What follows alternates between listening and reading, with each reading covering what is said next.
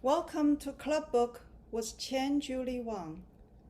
My name is Ping, an immigrant from China in 1985. I got my PhD from NYU in comparative literature, author of 15 books of poetry, stories, and translations, emerita professor of poetry at Macalester College. Before I introduce our guest for tonight, please allow me to tell you about the unique series that makes this event possible. Club Book is a program of MELSA, the Metropolitan Library Service Agency, made possible through Minnesota's Arts and Cultural Heritage Fund and coordinated by Library Strategies, part of the Friends of the St. Paul Public Library and Hennepin County Library as the co-organizer of tonight's event. Thanks also to Red Balloon Bookshop. A purchase link to Beautiful Country will be available in the comments section of this live feed stream. Have it shipped, pick it up at their lovely store in St. Paul, or have them delivered personally to your door if you are in the area. If you place your order tonight, you will also receive a bookplate signed by Qian Julie. One final housekeeping note. Also in the comments, you will see a survey link. MELSA would love hearing from you about this Club Book program. Without further ado, Qian Julie Wang is an Ivy League trained litigator and managing partner of New York City's prestigious Gottlieb Wang LLP, a law firm specializing in advocacy for immigrants and people of color. As an undocumented child of struggling Chinese émigrés, Wang had ample reasons to believe her future would not be so bright. During her formative years, the family's illegal status took a toll on everything: their housing stability, her parents' marriage and health, as well as Wang's own self-worth and identity. These childhood trials formed the basis of Wang's anticipated debut, Beautiful Country, a heartrending memoir drafted almost entirely on her iPhone while she commuted between her home and Brooklyn law office. In a starred review, Publishers Weekly raves, while the author's story of pursuing the American dream is undoubtedly timeless, it's her family's triumph in the face of xenophobia and intolerance that makes it feel especially relevant today. Beautiful Country hit shelves earlier this month and debuted at number 3 on the New York Times best-selling list already. After a short reading by our guest and some initial questions from me, we'll have time for audience Q&A. Simply drop your questions in the comments thread here on Facebook, and our tech manager will route them to me. If you prefer to ask a question anonymously, you can also send a private message to Club Book here on Facebook, or send an email to clubbookmn@gmail.com. Let's welcome Qian Julie Wang. Thank you so much for coming. Thank you so much for coming to the book club tonight. Thank you so much for having me, Ping, and thank you for that kind introduction. I want to thank everyone for being here tonight and joining me. I'm going to open with a very short reading. If you have the book, it's chapter 9, Lights, and it begins on 104, page 104. When we emerged from underground, I was shocked to see that the sun had set, but it took me a second to notice under the lights all around us. We walked a few blocks in throngs of people so thick, it felt like we were back in Beijing. Then Mama led me to the base of the largest, brightest tree I had ever seen. The tree was surrounded by buildings, perfectly framed as I looked up at it against the night sky. Like the one in class, this tree wore decorations, balls, and figures of all kinds. Some were lit from within like Halloween decorations, while others had glitter, and still others shone with their bright colors alone. I went up to one, a gold ball that was so shiny and large that I saw my own face in it. In the reflection, my eyes shone back at me a sparkle that I would carry in my body for the rest of the night. Mama had still more to show me, so she walked me onto the wide streets that had signs telling us that we were on Fifth Avenue. It was the cleanest and fanciest street I'd ever seen in Megua. The storefronts were huge and tall, with men dressed in suits at the doors. Some of them were white, some black, but none Chinese. We stopped in the middle of a crowd of passersby, admiring the front of a store that had strings of lights adorning its face. With a twinkle here and a flash there, the lights announced that a show was about to begin. I held my breath and waited, gripping Mama's hand. Out of the corner of my eyes, I caught her smiling as the music began and filled the street. Slowly at first, and then all of a sudden, more lights appeared, one light bulb giving birth to another, then another, before spreading across the entire building, each bulb dancing to the beat of the music. And though we'd never heard the melody before, soon Mama and I began moving with the swaying crowd, shaking gently to the beat, joy vibrating through us. The whole world was dancing, and so were we. We exchanged another smile, and I marveled how, in all the stories of the gold-paved Megua and the dangerous Megua, no one in China knew about the lights of America, about how they were so delightful that they could stop us in the middle of the street, in the middle of our lives and our worries, in the middle of strangers living stranger lives, all just to fill us with music and hope. Tracing it all back, I know now that it was the moment I first became enamored with the idea of America.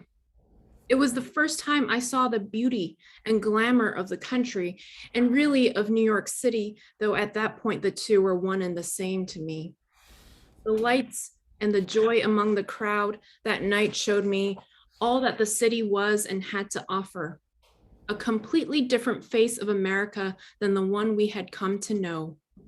Finally, the beautiful country's name made sense. Thank you so much for this beautiful reading.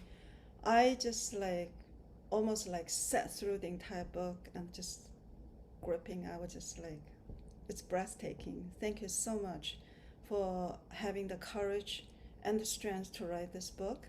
And beautiful country, right? And as a Chinese, I know beautiful country is the literal translation of America. And could you say a few words about that? Sure. At first, my agent and I weren't sure what to name the book. Mm-hmm. And we both separately came up with Beautiful Country. And once we did, it seemed like that could be the only title it ever could have had. And we really wanted to pick at the irony of the name, the concept of Megua, beautiful country, the very idea from outside the United States that America is a beacon of light, a beacon of beauty, a land of golden opportunity, and how in some ways it is that, but in so many other ways, it is not. It is a place where there's a lot of deprivation, a lot of inequality, a lot of bias and prejudice. And I wanted to be fully honest in this book, not just about who I am and who my parents were and how we responded to the environment and the system around us, but also very honest about America as it was, and both views of that, both the light and the joy, as well as the darkness. Yes, and that your honesty and truth seeking, and also humor from the voice and eye of a child really came through. You know, this book you're writing, just like your story, just made me laugh and cry at the same time. So thank you. So I'm also very happy to ask you about how the written character of your name, Qian, right? And could you tell us a little bit about that? Sure. My name in Chinese is Qian, which is kind of a complicated character. It's, for anyone who speaks Chinese, Qian Kun, it's in the trigrams, and Qian is the male force, it's the masculine force, it represents the sky, creative energy, whereas Kun, which is its counterpart, is the female force and represents earth and a groundedness. And the most famous person with this name was, of course, Qianlong, who is probably the most notable emperor in Chinese history. And I remember being a child and asking my parents why I was named this, because as I mentioned in the book, it was very hard to write. I was the last person in my Chinese class, my class in China, to know how to write my own name because it had so many strokes and was very complex. And they said, we named you after the emperor, but also after a poet. I don't know the full name of the poet, but happened to, one of my dad's favorite poets was named Qian, something Qian. And I thought about it and I was like, oh, well, that's a good name. I'll try to live up to that heritage. And then as I got older, I was like, wait a minute, both of those people are men. And then I started looking into the source of the character and I was like, oh, this is clearly a boy's name. So yeah, I realized in my teenage years that my parents had probably planned for a boy and got me instead, and had to, reconcile myself with that. I think as many Chinese daughters have to, because there is so much really traditional sexism that is passed down in China. Right. But I take it as I've been given anything with, I've been lucky, cursed with dissident blood. And so the fact that I may have disappointed my parents somewhat in who I am only tells me that I have to work that much harder and be that much stronger to make them proud and show that I can live up to that name, even if it was previously bestowed upon two men. Yeah, and I'm sure your parents are so proud of you, of in every field, your accomplishment. So your mother, I was just like awestruck by your mother's beauty and intelligence and strength, right? And she's almost like a Mulan of the American dream, and you did such a beautiful job presenting her as a mother, wife, fighter, dreamer, and fundamentally a Chinese woman. Could you tell us a bit more about her in your own words? Because I know you have done such a great job describing her, telling her story in your book, but I'm sure the audience here would love to hear from you in person. I think, as with any child, when you're really young, you see both your parents and probably especially your mother as almost godlike and omnipotent and fully in control. And I wanted to relay that feeling that I had of her. I looked up to her and I just wanted to be her when I grew up. But when we moved to the US, I quickly learned that there were limitations because of the language barrier that she faced, because I just was able to pick up on the social mores faster, as most children are compared to adults. And what I really wanted to capture in the book, and I hope I did her justice, is her indomitable strength. Yeah. Like, she viewed herself very much through kind of the Chinese lens of women are supposed to cook and be soft and gentle, but she had this internal strength and this gut of what to do when it came to it, and how she needed to protect her family and her daughter. And this is something that's not in the book, but my mother thinks that she has not accomplished much in life. She has said to me very recently, the only amazing thing I've done is raised, in her words, a brilliant daughter. And I was like, what are you talking about?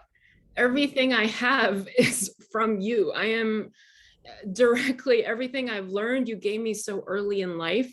And the fundamental thing she gave me was this ability to believe in myself. Yeah. She looked to me and asked questions, and in turn, I took from her that I had agency, that I could get us out of it. And this was something that she had, that she knew, towards the end of the book, what was right for our family, and just went for it despite all of the risks and terrors and fears. And I don't know how she came out the way she did, having grown up in such a sexist society, such a tumultuous society colored by the Cultural Revolution.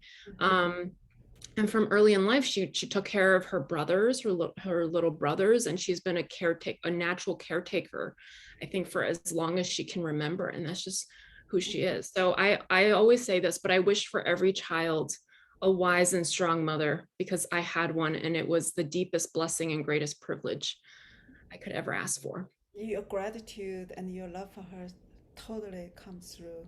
And I'm not too surprised, having written and did research, that's my PhD dissertation on foot binding, aching for beauty, foot binding in China. And that made me realize how strong Chinese women are. And our strengths, right? I'm a Chinese woman, you're a Chinese woman. I would say our strengths really came from just like the social pressure or oppression or the structure that is made for men and men only, Yeah. right? And but we always came through, and because of that, we became very, very, very strong, and thrive faster and more in a way than Chinese men once we get out of China.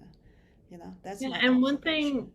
I wanted to know about my mother was that she grew up with this messaging of what women should be, but she never limited me to that definition, which is so easy to do when you've been programmed to impose that on yourself and all other women. She refused to teach me to cook, and I still can't cook because she said the minute a woman knows how to cook, she's going to do Wow. it for the rest of her life for everyone around her. And she told me not to define myself by how I looked, that it was what was inside that truly mattered, and but also not to judge other women who felt that they had to be defined by their external appearance, because that's just what society does to all of us.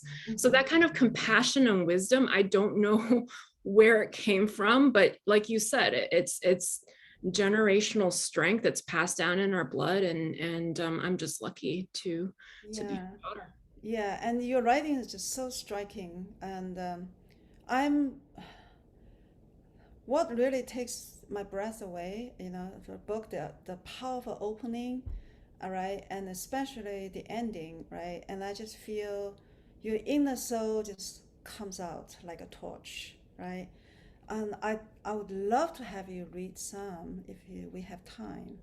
Do you think it's possible? I would prefer, just because I don't know how many people have read the book. I don't want to ruin their first Oh, okay. experience. That's my only hesitation. All right. But yeah, Well, I don't think you actually told much story. It's really almost a declaration of who you are, right? yeah, I mean, I guess I could do the last few paragraphs, either Yeah, now or towards the end. I yeah, don't, just the last few paragraphs will be, it's just like a poem to me. Yeah. uh, But trying to see if there are any spoilers. That's all. no, there's no spoiler. I don't think. And but if you don't, I have plenty of questions to ask you, totally up to you. And Yeah, let's maybe go to the questions first, and then if we have time, I will. sure, yeah. So my next question is, how is this book changing your life? And what is your plan for the next chapter of your beautiful and brave life? You're still young, right? Yeah. You only wrote like about a few years, Yeah. right, from first grade to graduation and of high school, and but I'm but you have already accomplished so much, right? And but you just stopped there. So do you have any plan? But the first question is, how is this book changing your life? It has transformed me. And I say that with regard to the act of writing it, not even having it come out and be published. Right. Because in the act of writing this book, I had to revisit my childhood and empathize with my childhood self and allow that child to feel for the very first time all of the emotions that she could not afford to feel Mm-hmm. back then. And that has been incredibly healing. Right. And then while doing that, I've also had to see my parents in a different light for the first time, understand that they were younger than I am now when all of these things happened, and what would I have done if I had been in their shoes, and the heroic efforts they went to build these new opportunities and this new life for us, and to simultaneously honor both truths that yeah, maybe sometimes they weren't perfect, and I felt hurt or confused, but also that they were doing the very best that they could. And that understanding and duality has truly transformed my relationship to them. I understand them and I'm able to see them through my childhood lens and through my adult lens, and who they are now and who they were then, which are very different as well. And I just have a newfound appreciation for the strength of our family and our love. And then when the book came out in the world was when I first gave it to them. Oh. I didn't know how they would react, because I think a lot of Chinese people in the audience can relate that Chinese parents don't entirely enjoy, actually, I don't think any parents entirely enjoy having their children write childhood memoirs. Yeah. And they were very afraid, but they said they couldn't put it down. They texted me the hours after they got it, and they said that they felt, especially my dad, felt healed by every page. And then later in the week, they said that there was nothing they were afraid of anymore, which is new and powerful, because even the days leading up to publication, I kept thinking, what am I doing? ICE is going to come after us. They're going to deport us, even though we're legal, even though I'm a citizen. That fear never truly ever goes away. And I think that is really the power of childhood and early trauma. So with that, I want to address your question about the narrow window of this book. I didn't write this book as a vanity project. I didn't want to talk about myself, which I know sounds silly to say because it is a book necessarily about myself. I wanted to examine the universal threads of childhood, the resilience, the joys, the fears.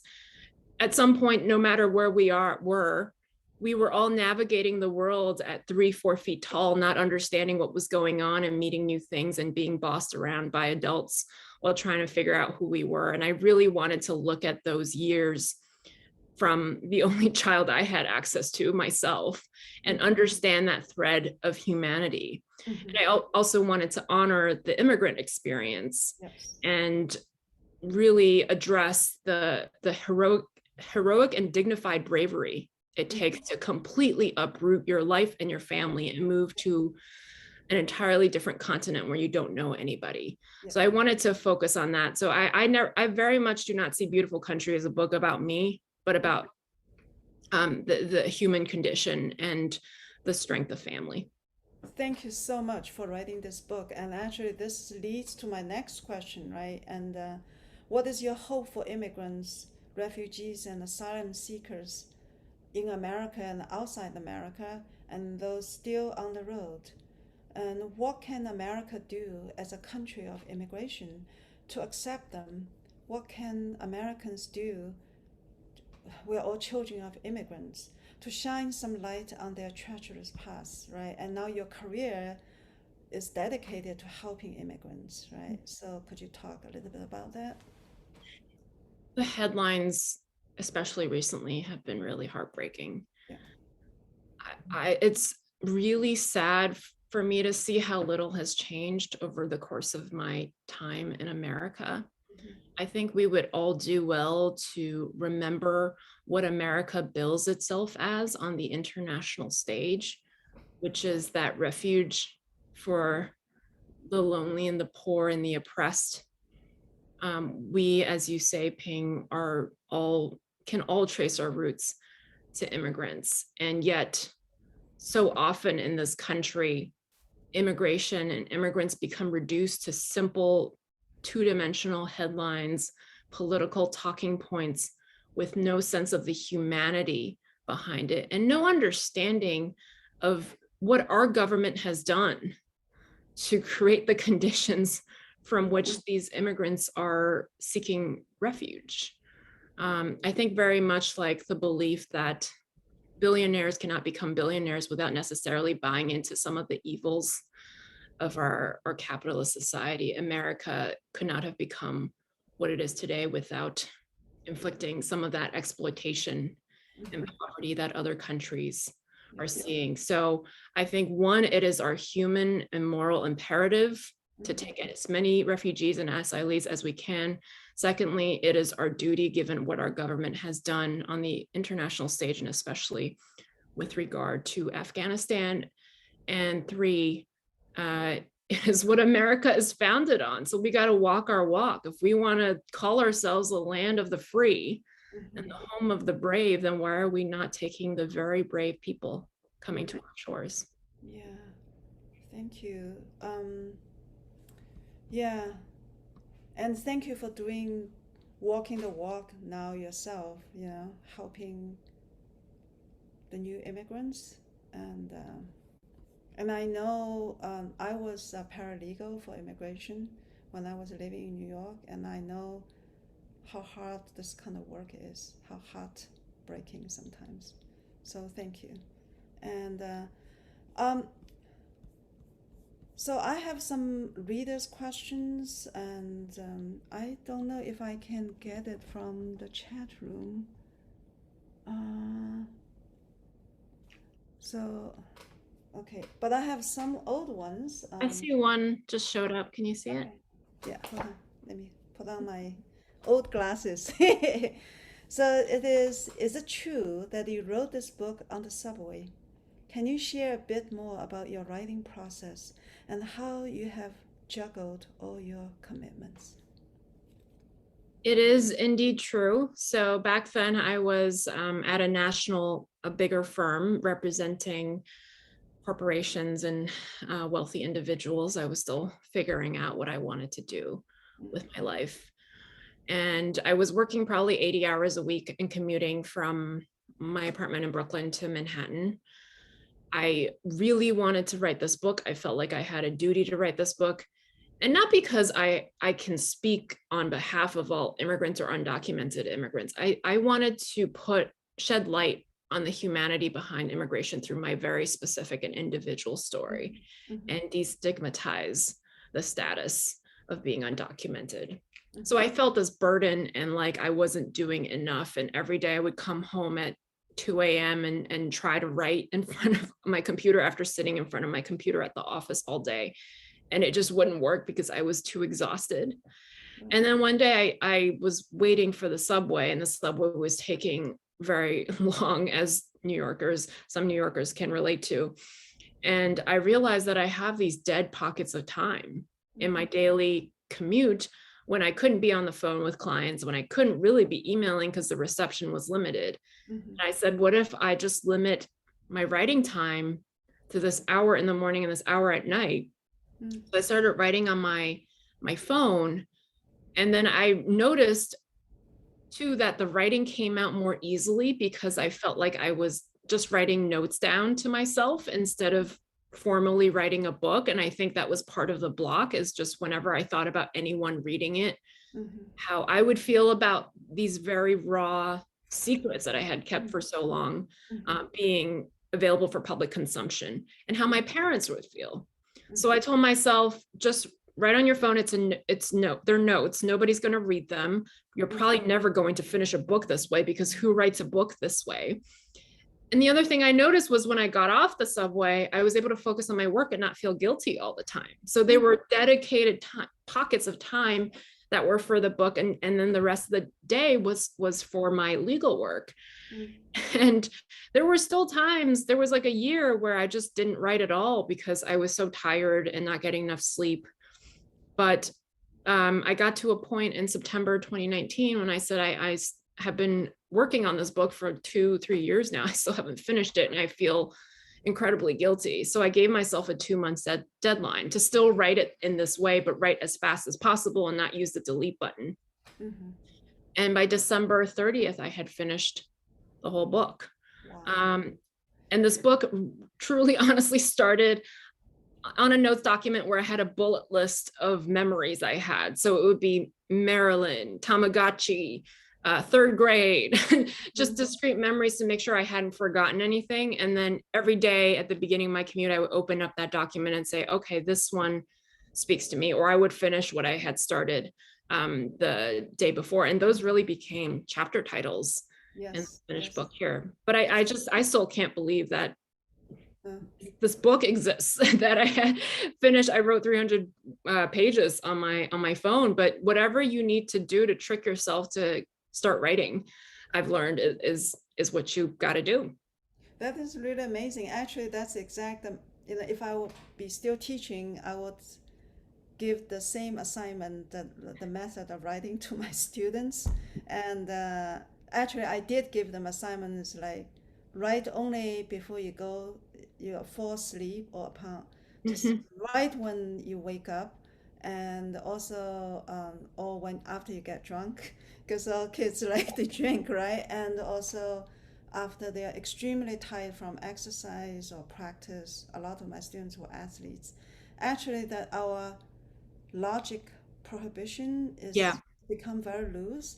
That our intuitive thoughts, emotion really comes through, And so, congratulations finding a brilliant way of writing a memoir.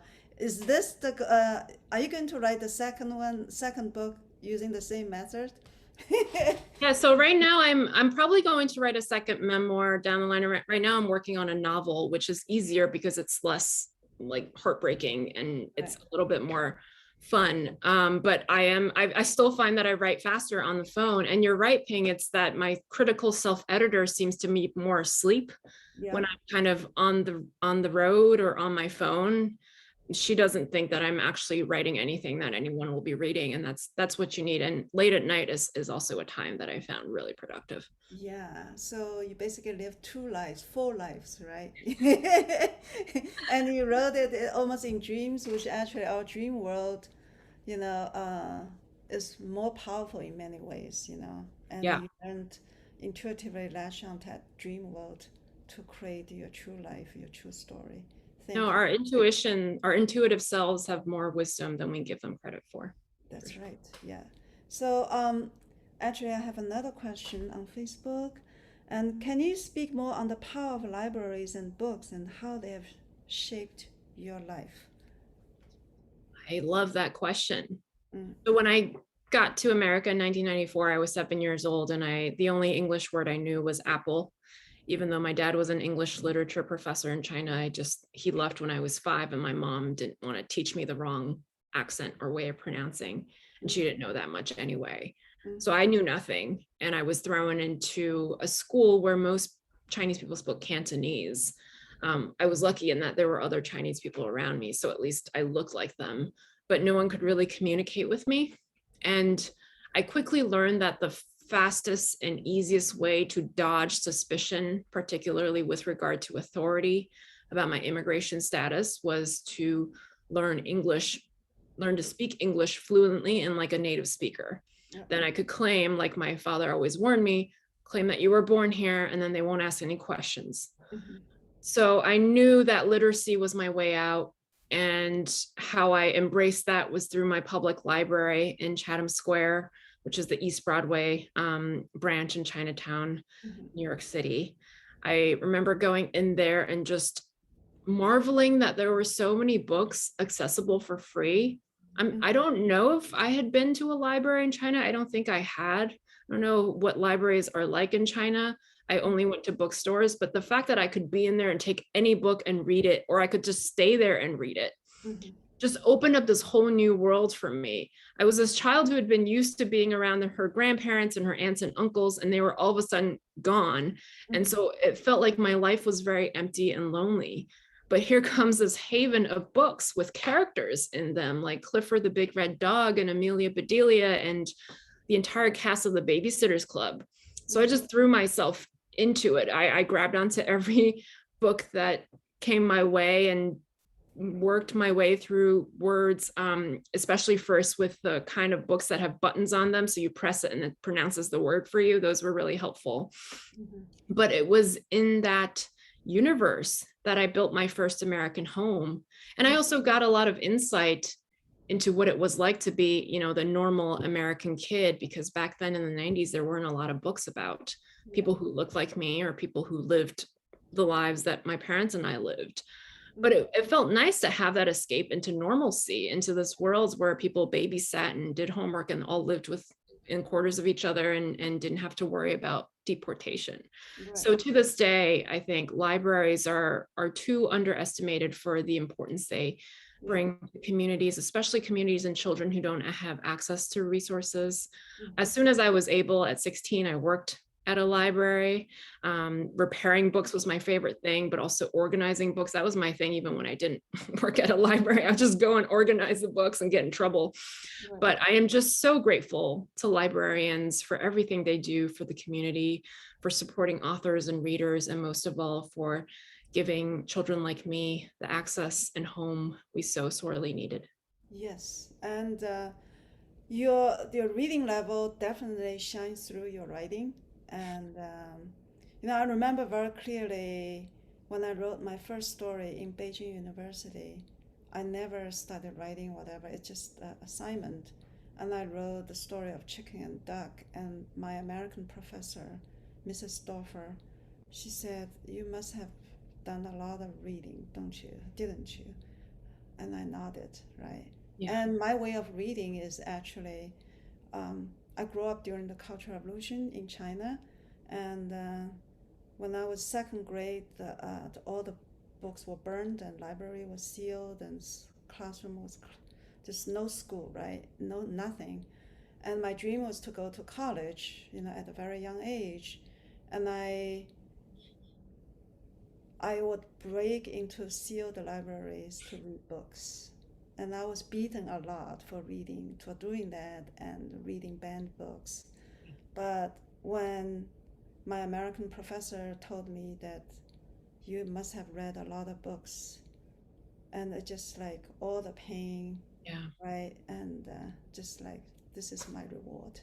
My father tells me when he was little, he hid books under the floorboards because the homes would be checked and ransacked for banned books, especially. And he would read it by candlelight in the dark.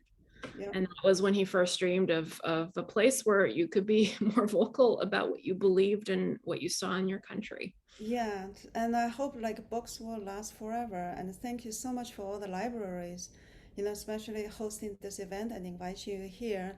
And then the Hennepin County, I also have a funny story. Hennepin County is one of the most beautiful libraries, actually, I would say, in this world. It was the last construction or reconstruction was done 2000. In 2000, and they invited me to write a story for the groundbreaking. And I wrote the book war about my experience growing up in China, stealing books and breaking into sealed libraries to read banned books. And the story is still hanging on the library wall, believe it or not. And so, yeah, and no matter what happens, I really just pray books, would last forever, and libraries would, exist in our lives for the next and next and next generations, all fields. Yeah. So we still have time. So I have more questions from other librarians actually. As a first-time author, did you have difficulty bringing your story to print? What surprised you most about the journey to being a published author? So I'm sure a lot of people would love to hear your story. Being a first time anything is terrifying because you've never done it before. So how do you know you can do it? I didn't know if I had what it took to write a book. I'd admired books all my life. They were on a pedestal. They were the holiest thing in my mind. So how could I dare to create one? So I was surprised, as I mentioned earlier, that I was able to write one at all. But the biggest surprise to me has been so far how much people relate to the book who have not even necessarily immigrated, have not even moved states. I was really bracing for a lot of xenophobia and racism because I'm a jaded lawyer and I just learned to expect that. And nothing is ever without that, I think. One day maybe, but for the large part, people have been incredibly welcoming. I have gotten emails from women and men in Texas and Kansas and all over the country saying, I've never even left America, but this part and this part of your book brought back for me these memories of my childhood, and I find a sense of solace and healing from them. And it just really gives me hope that we are more similar than we recognize. And I had written this book with that idea in mind, but even I could not have anticipated how very true that was. And if nothing else, it tells me that these labels that we put on each other and on ourselves are really superficial. And, at the end of the day, we are all human with similar dreams and wants and longings. Right, yeah. Someone else also asked this question. Congrats on being a Read with Jenna book club pick. What is involved with being selected, and how did you learn the exciting news? Inside scoop? My amazing publicists at Doubleday, Todd Dowdy and Elena Hershey, were on this. I was not even really aware of, I was aware of Oprah Book Club and Read with Jenna and Reese's book club, but I didn't even think that I would be eligible or on the radar. It was not even in my scope of what I dreamed for this book. I was mostly just hyperventilating, thinking about coming out in the world. So I didn't even have the bandwidth, but Todd and Elena were on the case very early on. I believe as early as December or January, December 2020, January 2021. They were in touch with the Read with Jenna team and the other book club teams. And in February, I got the news that I was chosen for September. So everything in publishing has a huge lead up, which I had no idea, because everything in law is very quick turnaround. Often you're working with very short deadlines. So it's been a complete about face entering this industry. But then, of course, something I am familiar with in law is that I had to keep it a secret for 7 months. And I had written a book of secrets. And then I had this other big secret that I was bursting to share with everyone that I couldn't share with. And then we filmed the segment on the Today Show in July, and that was just delightful. But yeah, the process has a huge lead up to it. And as far as I can tell, Jenna reads all of the submissions herself. She reads everything.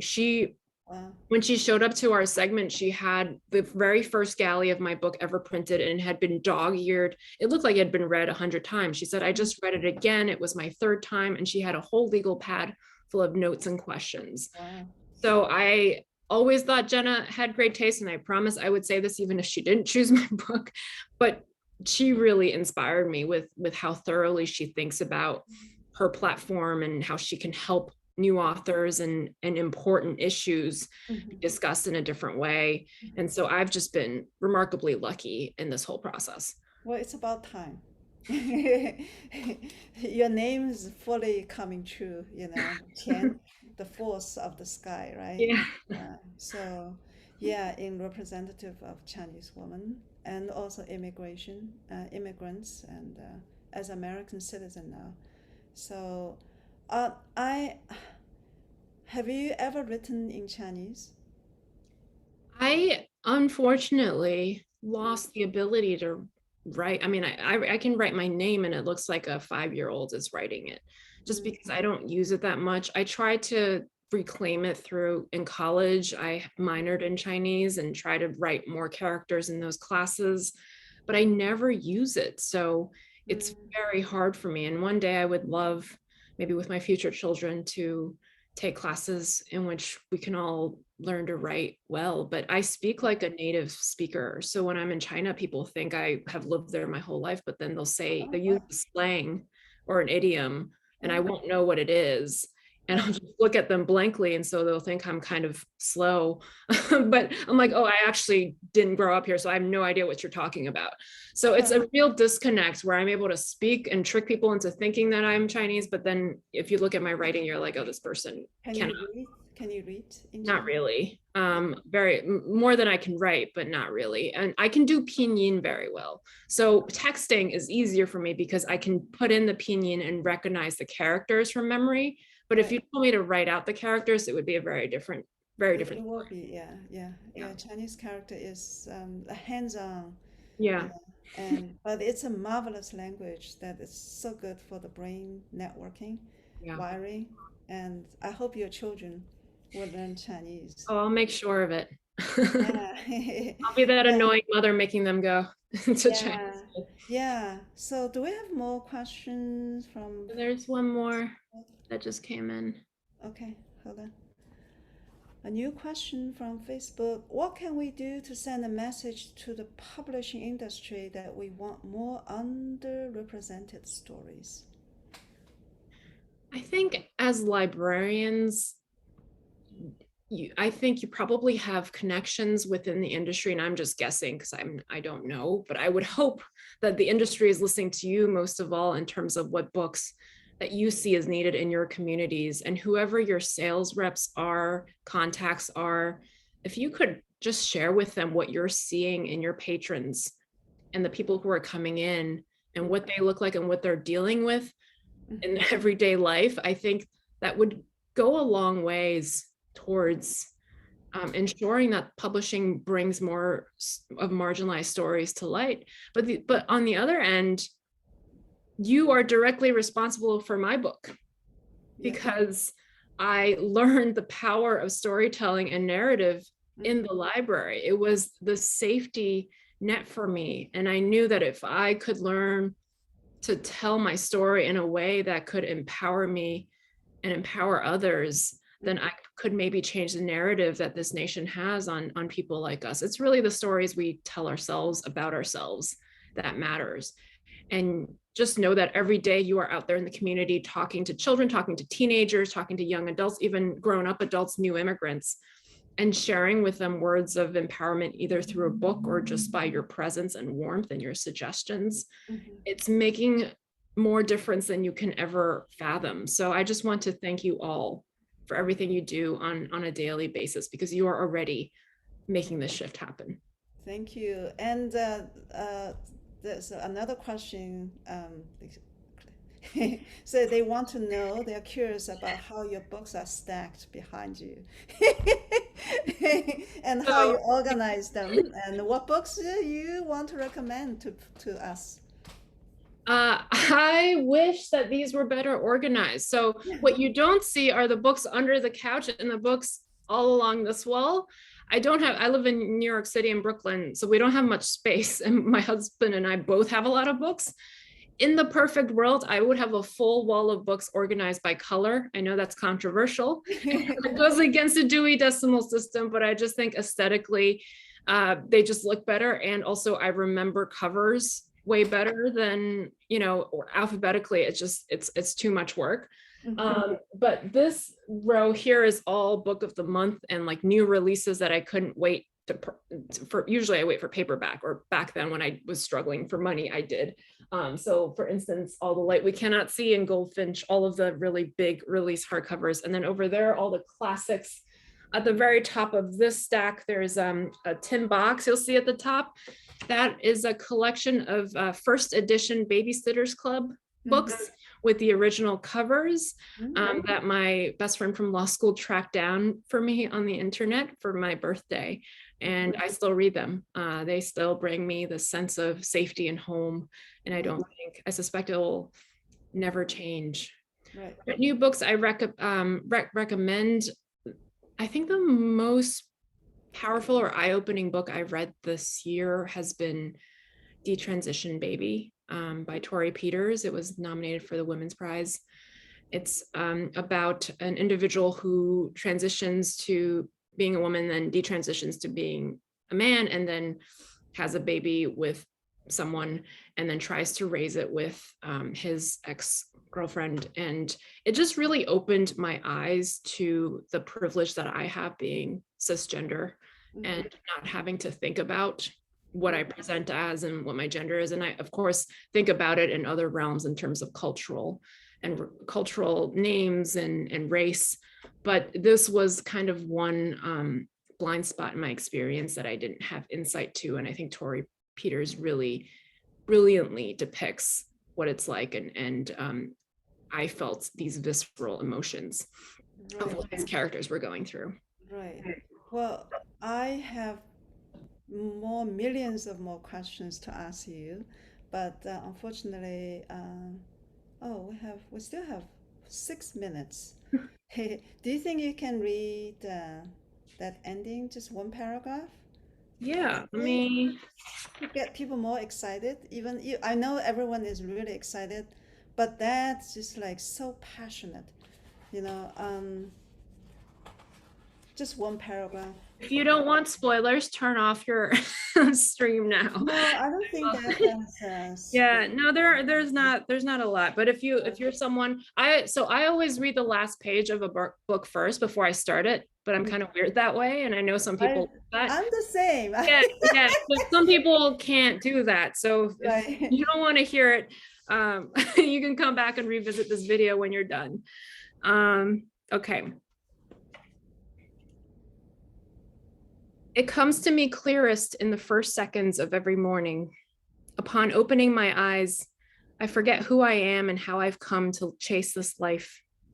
And then I see her, the little girl in the corner of my bedroom, still scared, still starving.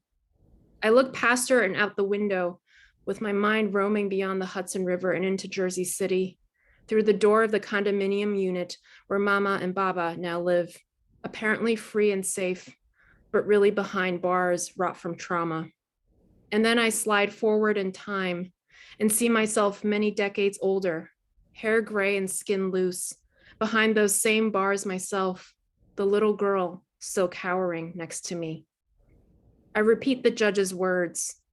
It has become a daily morning practice, but this time, after almost a year, I feel the lies slip away through the weave of my mantra. My muscles lose a tightness I did not know they had been carrying.